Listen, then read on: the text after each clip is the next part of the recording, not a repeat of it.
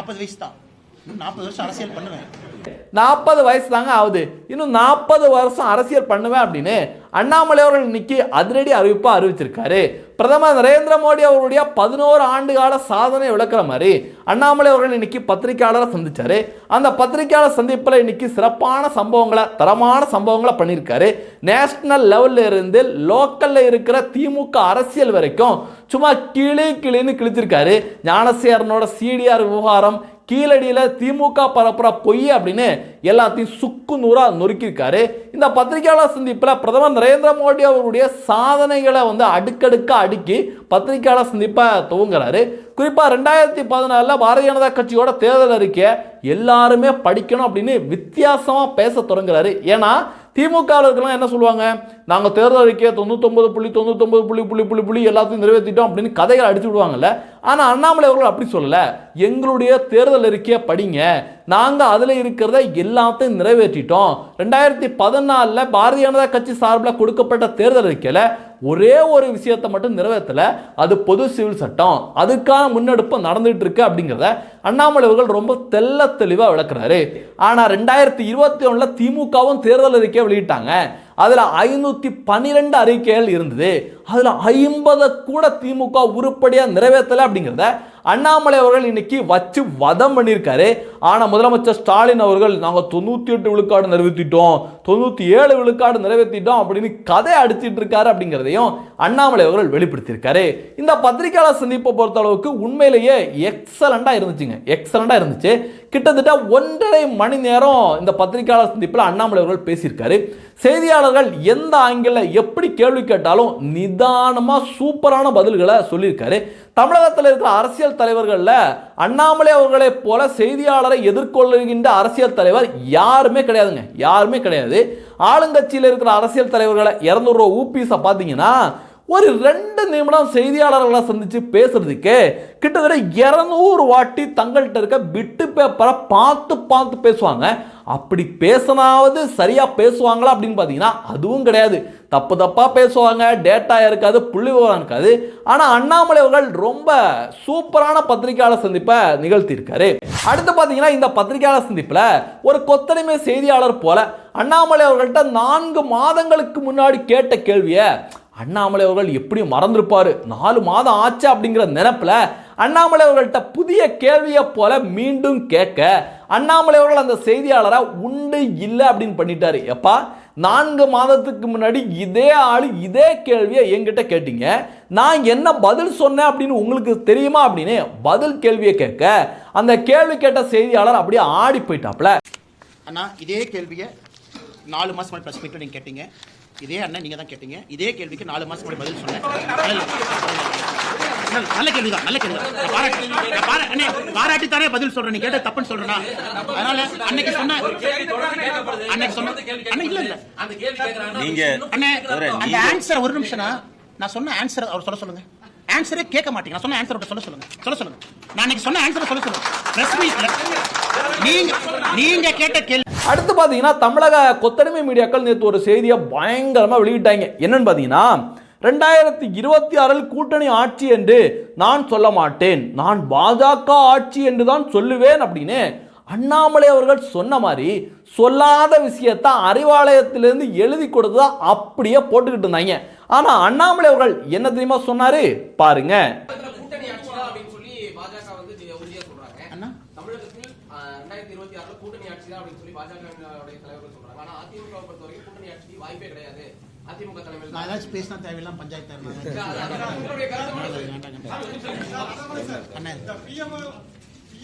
நான் இந்த கூட்டணி ஆட்சி கீட்டணி ஆட்சியில எல்லாம் பாஜக ஆட்சின்னு சொல்லிட்டு இருக்கிறேன் நான். ஆனா இன்னைக்கு நம்முடைய கட்சியினுடைய தலைவர்கள் ஒரு முடிவு எடுத்திருக்கிறாங்க. முடிவுக்கு தொண்டனாக நாங்கள் கட்டுப்படுகின்றோம். அது எங்களுடைய தலைவர் நைனா அண்ணா இருக்கிறாங்க, அவங்க எல்லாம் சொல்லுவாங்கன்னா இதுக்குள்ள நான் போக விரும்பல. எனக்கு தனிப்பட்ட கருத்துக்கள் இருந்தாலும் என்னோட இதயத்துக்குள்ள இருக்கட்டும், வேற வரும்போது பேசுவேன். இதில் அண்ணாமலை அவர்கள் ரொம்ப தெளிவாக சொல்றாரு, நான் வந்து கூட்டணி ஆட்சி கீட்டணி ஆட்சிலாம் அப்படின்னு சொல்ல, நான் பாஜக ஆட்சியா அப்படின்னு சொல்லிட்டு இருந்தவன். ஆனால் இப்போ தலைவர்கள் ஒரு சில முடிவுகளை எடுத்திருக்காங்க. அதுக்கு கட்டுப்பட்டு நம்முடைய தலைவர் நயினார் நாகேந்திரன் இருக்காரு, அவரெல்லாம் வந்து இதை பற்றி முடிவெடுப்பார். என்னுடைய இதயத்துக்குள்ள பல கருத்துக்கள் இருந்தாலும் நேரம் வரும்போது அதை வெளிப்படுத்தலாம் அப்படிங்கிற மாதிரி அண்ணாமலை அவர்கள் இப்போ எடுத்த முடிவை பற்றி, இப்போ 2026 பாரதிய ஜனதா கட்சியோட ஆட்சி தான் அப்படிங்கிறதுலாம் அவர் சொல்லவே இல்லை. ஆனால் பார்த்தீங்கன்னா இந்த கொத்தடிமை மீடியாக்கள் வரிஞ்சு கட்டிக்கிட்டு அண்ணாமலை அவர்கள் 2026 பாஜக ஆட்சி அப்படின்னு சொல்லிட்டாரு அப்படின்னு ஒப்பாரி வச்சுக்கிட்டு இருக்காங்க. ஏன்னா ஏடிஎம்கே பிஜேபி கூட்டணி அமைஞ்ச உடனே திமுகவுக்கு மிகப்பெரிய ஜுரமே வந்துருச்சு, குளிர் ஜுரமே வந்துருச்சு. எப்படியாவது இந்த கூட்டணியை கலைச்சு விட்டுறணும் அப்படின்னு விடிய விடிய விழுந்து வேலை பார்த்துட்டு இருக்காங்க. அடுத்து பார்த்தீங்கன்னா செய்தியாளர் அண்ணாமலை அவர்கள்ட்ட ஒரு கேள்வி கேட்குறாங்க. இது மாதிரி நயினார் நாகேந்திரன் அவர்கள் தலைவராக பொறுப்பேற்றதுக்கு அப்புறம் அண்ணாமலை ஆதரவாளர்கள் வந்து தனியாக செயல்படுறாங்களா, குரூப்பாக செயல்படுறாங்களா, நயினார் அவர்களுக்கு எதிராக செயல்படுறாங்களா அப்படின்னு கேள்வியை கேட்டோன்னே அண்ணாமலை அவர்கள் தொண்டர்களுக்கு புரியுற மாதிரி சிறப்பான பதிலை கொடுத்திருக்காரு. பாருங்க. ஏப்ரல் 12 பிறகு இது என்னுடைய 3வது பத்திரிகையாளர் சந்திப்பு. இதை கேட்கலாம், ஏன்னா பிரஸ் பார்க்கணும், இதுக்காக தான் பிரஸ் பார்க்கறது. அண்ணே இந்த கூட்டணி பற்றி என்ன, நமக்கு தேவையில்லாத வேலை யாரோ பேசிட்டு நமக்கு என்ன, தலைவர் இருக்காங்க பேசட்டும். ஆனால் கடந்த 2 மாதத்தில் 3வது முறையாக பத்திரிகை நண்பர்கள் நான் சந்திச்சுட்டு இருக்கேன். 3வது முறை. நான் அதுக்கு எங்கேயுமே பார்க்கலீங்க, நீங்களே செக் பண்ணிக்கங்க. காரணம் என்னை பொறுத்தவரை எல்லாருடைய அரசியல் வாழ்க்கையும் பூஜ்யத்தில் தாங்க முடியும். அது இயற்கையினுடைய நியதி. எல்லா பெரிய தலைவர்லேருந்து பாருங்க. ஏன்னா ஃபைனலாக பதவியெல்லாம் இல்லாமல் தோல்ல துண்டை போட்டு வீட்டுக்கு போகணும். அப்படி தான் அரசியல்வாதியுடைய வாழ்க்கை இருக்கும். யாருமே ஹைலி எல்லாம் அரசியல் வாழ்க்கையை முடிக்க முடியாது. பதவி இல்லாமல் தான் போவீங்க.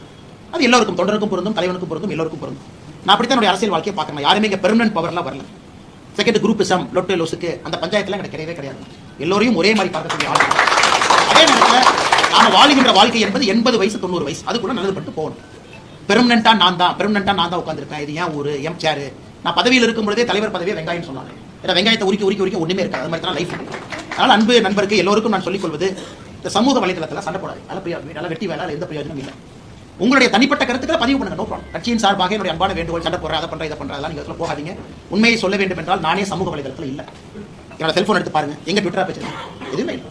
தேவைன்னா ட்வீட் போட்டு வெளியே வந்துடுறேன். ட்வீட் எதுக்கு, உங்களுக்கு செய்தி சொல்லணும், அதை போய் படிச்சு அதுக்கு 2 கமெண்ட் போட்டு அதுக்கு ஒரு கமெண்ட் போடுறாங்க. இதுக்கு அதெல்லாம் தேவையில்லாத. நிம்மதியாக உங்க வாழ்க்கையை வாழுங்க. அரசியல் மாற்றம் ஒரு நாள் அது நடந்தே தீரும். தமிழகத்தில் அது யாராலும் தடுக்க முடியாதுங்க. அந்த நாளுக்காக காத்திருக்கோம். இடையில இது நடக்கும், அது நடக்கும். அதனால என்னுடைய ஆதரவாளர், எனக்கு ஆதரவாளர்லாம் யாரும் இல்லைங்க, எல்லாரும் நண்பர்கள். ஆதரவாளர் என்ன பெரிய தலைவனா, எல்லோரும் ஈக்குவல் தான். நாளைக்கு என் பதவியில் ஒருத்தர் வந்து உட்காருவாங்க, அப்படிலாம் கிடையாதுன்னா எல்லோரும் நம்முடைய நண்பர்கள், நம்முடைய தலைவர்கள். தனிப்பட்ட முறையில் ஆக்டிவ் பாலிடிக்ஸ் டெய்லி பண்ணுங்க. எனக்கு அது தேவையில்லை. நிறைய தலைவர்கள் இருக்கிறாங்க, புது டீம் இருக்கிறாங்க, அவங்கள நிம்மதியா சிறப்பாக செயல்பட்டு கொண்டிருக்கிறார்கள். எல்லா இடத்துலையும் நாமே இருக்கணும், எல்லாத்தையும் நம்ம முகம் இருக்கணும், டெய்லி போய் பிரஸ் பார்க்கணும், டெய்லி கருத்து சொல்லணும், தேவையில்லை. தலைவர் இருக்கிறாங்க சொல்றாங்க. இது போன்ற ஒரு வேலை கொடுக்கும்போது மட்டும் ஸ்பெசிஃபிக்கா உங்களை பார்த்துட்டு போறேன். அதனால தயவு செஞ்சு என்னையும் ஒரு குரூப்புக்குள்ள சேர்த்திடாதீங்க. நான் எல்லா குரூப்ல இருந்து வெளியே இருக்கிற ஆளு. நிறைய தொண்டர்களோட ஆதங்கத்துக்கு, நிறைய தொண்டர்களோட கேள்விகளுக்கு அண்ணாமலை அவர்கள் நீக்கி விடை கொடுத்திருக்காரு. ஆக்டிவ் பாலிடிக்ஸ்ல ஏன் இல்லை அப்படிங்கிறத அண்ணாமலை அவர்கள் புரிதலோட இன்னைக்கு விளக்கத்தை கொடுத்திருக்காரு. அடுத்து பார்த்தீங்கன்னா RS பாரதி பிரதமர் நரேந்திர மோடி அவர்களை பற்றி விமர்சனம் வைக்க, RS பாரதியா அறிவாலய கொத்தடிமை, ரிட்டையர்டான அறிவாலய கொத்தடிமை அப்படிங்கிற மாதிரி அண்ணாமலை அவர்கள் வச்சு செஞ்சிருக்காரு. அடுத்து பார்த்தீங்கன்னா கீழடி விவகாரம். இந்த கீழடி விவகாரத்தில் திமுக எந்த அளவுக்கு மட்டமான அரசியலை பண்ணிட்டு இருக்காங்க அப்படிங்கிறத அண்ணாமலை அவர்கள் டேட்டாவோட ரொம்ப சிறப்பாக விளக்கத்தை கொடுத்திருக்காரு. என்னுடைய ஒரே ஒரு வேண்டுகோள், இந்த வீடியோவை மக்கள் மத்தியில் கொண்டு போய் சேர்க்கணும். என்ன காரணம் அப்படின்னா, திமுகவுக்கு கிரவுண்ட் லெவலில் மிகப்பெரிய ஒரு கெட்ட பேர், மக்கள் மத்தியில் மிகப்பெரிய ஒரு கெட்ட பேர் இருக்கு. இதை வந்து தேர்தல் நேரத்தில் திசை திருப்பதற்காக வடக்கு தெற்கு அப்படின்னு பேசி கீழடியில் மிகப்பெரிய துரோகத்தை பண்ணிட்டாங்க, தமிழர்களை புறக்கணிக்கிறாங்க அப்படின்னு என்ன வேணாலும், எப்படிப்பட்ட கேவலமான அரசியலை பண்றதுக்கும் திமுக தயங்காது. ஏன்னா அதிகார போதை, அதிகார பசி, அதிகாரத்தில் வந்து கொள்ளையடிக்கணும் அப்படிங்கிறது தான் திமுகவோட நோக்கமாக இருக்கு. அதனால இந்த வீடியோவை ஒவ்வொரு தமிழன் கிட்டையும் கொண்டு போய் சேர்ப்போம். ஆனா இந்த கீழடி ஆய்வை பத்தி கேட்டீங்கன்னா கொஞ்சம் விலாவரியாக பேச வேண்டும் என்று விரும்புகின்றேன். காரணம், கீழடியை பொறுத்தவரை 10 ஜூன் 2025 மத்திய அமைச்சர் திரு கஜேந்திர சிங் ஷெகாவத் அவங்க சென்னைக்கு வந்தாங்க. அப்ப இந்த கீழடி ஆய்வை பற்றி ஆர்கியாலஜிஸ்ட் கே அமர்நாத் ராமகிருஷ்ணன் அவர்கள் ஒரு ஆய்வறிக்கை கொடுத்திருந்தாங்க. அதை பத்தி எல்லா மீடியாலையும் சர்ச்சை பண்றாங்க. இந்த ஆய்வறிக்கை வந்து 982 பேஜ் ஆய்வறிக்கை, கீழடி எக்ஸ்கவேஷன் ரிப்போர்ட். இது 2014, 15, 16 செஞ்ச எக்ஸ்கவேஷன் ரிப்போர்ட்டா கொடுத்திருக்காங்க. இதுல மத்திய அரசுடைய பங்கு எங்கன்னு மட்டும் நீங்க சொல்லுங்க, நான் உங்களுக்கு டேட்டா சொல்றேன். கீழடியில் நம்ம என்ன சொல்றோம், நம்முடைய தமிழ் நாகரிகம், தொன்மையான நாகரிகத்தை பத்தி சொல்றோம். இதுவரை இந்தியாவில் புரிதல் என்னன்னா, ஹரப்பன் நாகரிகம் தான் தொன்மையானது. அங்கே இருந்து ஹரப்பன் அழிவு ஆரம்பிக்கும் பொழுது அங்கிருந்து பிரிஞ்சு ஈஸ்ட்ல போனாங்க, சவுத்ல வந்தாங்க, அங்கங்க போய் நாகரிகம் தோன்றியது என்பதுதான் இத்தனை நாள் வைக்கக்கூடிய வாதம். கீழடியை பொறுத்தவரை நம்ம என்ன சொல்றோம் அப்படின்னா, இன்னைக்கு இது கிட்டத்தட்ட 5300 ஆண்டுகள் பழமையானது ஒரு வாதத்தை வைக்கிறோம். 5300 இயர்ஸ். அப்ப ஹரப்பன் எத்தனை ஆண்டுகள் பழமையானது அப்படின்னு ஹரப்பா அது எடுத்தீங்க அப்படின்னா, அவர்களும் கிட்டத்தட்ட அதே பழமையான ஒரு நாகரிகம் ஹரப்பன் சிவிலைசேஷன் கூட. ஏன்னா நீங்க ஹரப்பா நீங்க போனீங்கன்னா, அவங்க இன்னைக்கு இண்டஸ் வேலி நம்ம என்ன சொல்றோமோ 3300 பிசில இருந்து 1300 பிசி, அப்படின்னா 5500 ஆண்டுகள் இண்டஸ் வேலி சிவிலைசேஷன் பழமையானது. அதே கருத்தை நாம வைக்கிறோம். இண்டஸ் வேலி அழிந்த பிறகு நாம தோன்றல, அது நடந்த பொழுதே பேரலா இங்க நமக்கு நாகரிகம் இருந்துச்சுன்னு தான் நம்ம சொல்றோம். இன்னைக்கு இந்த ரிப்போர்ட்டை வந்து 3 அறிஞர்கள் क्वेश्चन பண்ணிருக்காங்க. நாம क्वेश्चन பண்ணலீங்க, நல்லா புரிஞ்சு. 3 அறிஞர்கள் அதான் மத்திய அரசு திரும்ப கேட்டிருக்காங்க. ஒன்று, யுனிவர்சிட்டி ஆஃப் கல்கட்டால இருக்கக்கூடிய விஷ்ணு பிரியா பசக் என்கிற ப்ரொஃபசர் ஆர்கியாலஜிஸ்ட். அவங்க என்ன கேட்டிருக்காங்கன்னா, கீழடியை பொறுத்தவரை லேயர் லேயரா நீங்க எடுத்துக்கிறீங்க. ஒரு சார்கோல், அதாவது ஏதோ ஒரு காலத்துல அழிந்த ஒரு மரம் சார்கோலா மாறி இருக்கு. அந்த கார்பன் டேட்டிங் புளோரிடால் நீங்க பண்ணும் பொழுது அதற்கு ஒரு நேரம் கொடுத்திருக்கீங்க. அது எந்த லேயர்ல கிடைச்சது? அதே போல கீழடியில தமிழ் பிராமி ஸ்கிரிப்ட் இருக்கக்கூடிய பாட்ரி ஓடு அது எங்க கிடைச்சது? நீங்க லேயரை கரெக்டா மார்க் பண்ணல. ஒரே லேயர்ல கிடைச்சதா தனித்தனி கிடைச்சதா கிளாரிஃபை பண்ணுங்க. நியாயமான கேள்விதான். பிரபோத் ஷிர்வல்கர் டெக்கான் காலேஜினுடைய ஆர்கியாலஜிஸ்ட், அவர் என்ன கேட்டிருக்காருன்னா, உங்க ரிப்போர்ட்ல அப்சல்யூட் டேட் பீரியட் நீங்க மென்ஷன் பண்ணல, அதையும் சரியா மென்ஷன் பண்ணுங்க. ஹர்ஷவர்தன் சித்தூர்காரர், நம்ம பார்டர் ரெவிடியன் யூனிவர்சிட்டியில் இருக்கார் ப்ரொஃபஸரா, அவர் என்ன கேட்டாருன்னா, 2 ஓட்டை வைத்துக்கொண்டு நீங்க சொல்லி இருக்கக்கூடிய நாட்களை சொல்ல முடியுமா? நமக்கு நிறைய ஐட்டம்ஸ் வேணும்ல, வெறும் 2 ஓட வச்சு எப்படி சொல்லுவீங்க? நாகசாமி ஐயா, டாக்டர் ஆர் நாகசாமி ஐயா, அவர் என்ன சொல்றாங்கன்னா, இன்னைக்கு இந்த தமிழ் பிராமி ஸ்கிரிப்ட் இந்த ஓட வச்சு நம்ம என்ன சொல்றோம்னா 6ஆம் நூற்றாண்டு, 6ஆம் சங்க இலக்கியத்தை பொறுத்த 6ஆம் நூற்றாண்டு கொண்டு போறோம். இத்தனை நாள் அது 3ஆம் நூற்றாண்டு இருந்துச்சு. அப்படின்னா ஒரே அடியா 300 பிசி பின்னாடி போறோம். அவர் கேட்கக்கூடிய கேள்வி என்ன, எந்த ஆதாரத்தின் அடிப்படையில் நாகசாமி ஐயா கேட்கறாங்க? ஒரு சார்கோல் இருக்கு, 2 ஓடுகள் இருக்கு, இது 2 வச்சு மட்டும் எப்படி சொல்ல முடியும்? சொல்ல முடியாது, ஏத்துக்க முடியாது. பி.ஏ. கிருஷ்ணன், ஃபார்மர் பியூரோக்ராட், தமிழ்நாட்டை சார்ந்தவங்க, அவங்களும் இதே தான் ரேடியோ கார்பன் வச்சு அவர் கேள்வி கேட்கிறாங்க. இன்னைக்கு தமிழக அரசு வந்து மத்திய அரசோடு வேண்டாத சண்டைக்கு போறதை விட, நாளைக்கு நாம கீழடியினுடைய ஆய்வறிக்கை உலகம் முழுவதுமே ஏற்றுக்கொள்ளப்பட வேண்டும். ஏதோ தமிழ்நாட்டில் திராவிட முன்னேற்ற கழகத்தினுடைய ஆட்சி வந்து ஒரு எலெக்ஷன் பிரச்சாரத்துக்காக சொல்றது இல்லைங்க. உலகத்துல ஒரு இடத்துல ஒரு டேட் மாறும் பொழுது உலகம் முழுவதும் அது திரும்ப செக் பண்ணுவாங்க, இது கரெக்டான நேரத்தில் சொல்லியிருக்காங்களா. ஏன்னா எவ்ரிதிங் இஸ் இன்டர்லிங்க். மத்திய அரசு கேட்கறது என்ன, 982 பேஜ்ல சில கிளாரிபிகேஷன் கொடுங்க. 3 ப்ரொஃபசர் கேள்வி கேட்டிருக்காங்க. ஏற்கனவே சொன்னது போல விஷ்ணு பிரியா பசக், பிரபோத் சிவரல்கர், ஹர்ஷவர்தன் கேள்விகளுக்கு பதில் கொடுங்க. நான் பதில கொடுக்க மாட்டேன் மாநில அரசு சொல்வது எப்படி நியாயமாகும்? நானும் பெருமைப்படுறேன். 5300, 400, 500 ஆண்டுகள் என்று சொன்னால் இங்க இருக்கக்கூடிய எல்லோரும் பெருமைப்படுறோம். அதுல எந்த மாற்று கருத்தும் இல்லை. உலகத்தினுடைய தொன்மையான மொழி தமிழ்னு சொல்றோம். அப்ப தொன்மையான கலாச்சாரம் இங்க தான் இருக்கு. அத ப்ரூஃபோட தான் கேட்கிறோம். ஆனா மத்திய அரசை பொறுத்தவரை நாளைக்கு ஒரிசா சொல்றாங்க, இல்ல நான் 2 ஓடு கண்டுபிடிச்சேன், இது 7500 வருஷம். கர்நாடகால சொல்றான், நான் தான் ஃபர்ஸ்ட் வந்த தமிழுக்கு முன்னாடி, இது 8900 வருஷம். ஒரு மாநிலமே அவங்களுடைய அகலாராய்ச்சியில அவங்க ஒரு டேட்டா சொல்லும் பொழுது, ஆர்கியாலஜிக்கல் சர்வே ஆஃப் இந்தியா ஒரு ஸ்டாண்டர்ட் பேட்டர்ன் வைக்கும் பொழுது எப்படி அது நார்த் வெர்சஸ் சவுத்தா? இங்க கூடிய சில திராவிட சித்தாந்தவாதிகள் சொல்றாங்க, தமிழர் நாகரிகத்தை மறைப்பதற்காக மத்திய அரசு முயற்சி பண்றாங்க. எதுக்கு மறைக்கணும்? எதுக்கு மறைக்கணும்? அந்த ரிப்போர்ட்டை ஸ்டடி பண்ணிட்டு 3 ப்ரொஃபசர் கேள்வி கேட்டிருக்காங்க, பதில் சொல்றது நம்ம கடமை இல்ல.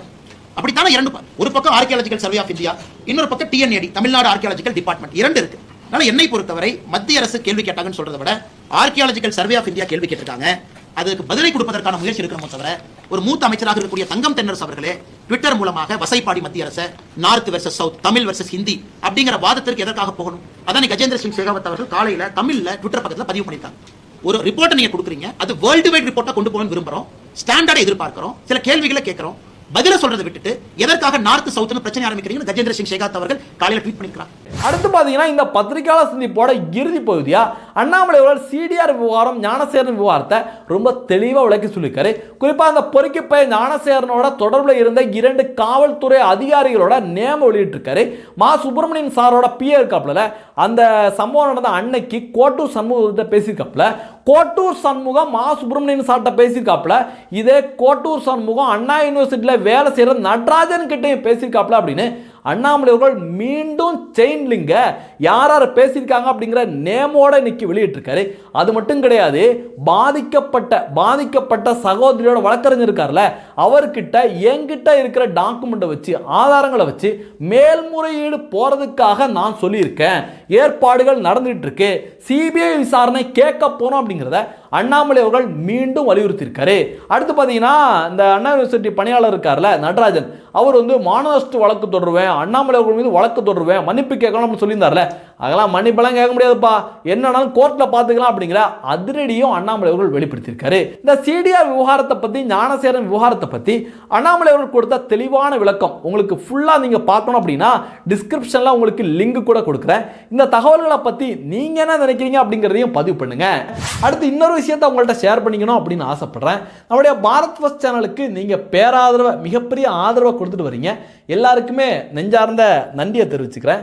நம்முடைய சேனலுக்கு அடுத்த கட்ட வளர்ச்சிக்காக ஒரு கேமரா, இப்போ நம்ம வந்து மொபைலில் தான் ஷூட் பண்ணிட்டு இருக்கோம் இந்த வீடியோக்கள் எல்லாமே, ஒரு கேமரா, ஒரு சிஸ்டம் இதெல்லாம் வாங்கலாம் அப்படின்னு முடிவு பண்ணியிருக்கோம். நீங்கள் அதுக்கு பங்களிப்பாக ஏதாவது உதவி பண்ண நினச்சிங்கன்னா டிஸ்கிரிப்ஷனில் ஜிபே நம்பர், அக்கௌண்ட் நம்பர் எல்லாமே கொடுத்துருக்கேன். நன்றி. ஜெய்ஹிந்த். வந்தே மாதரம்.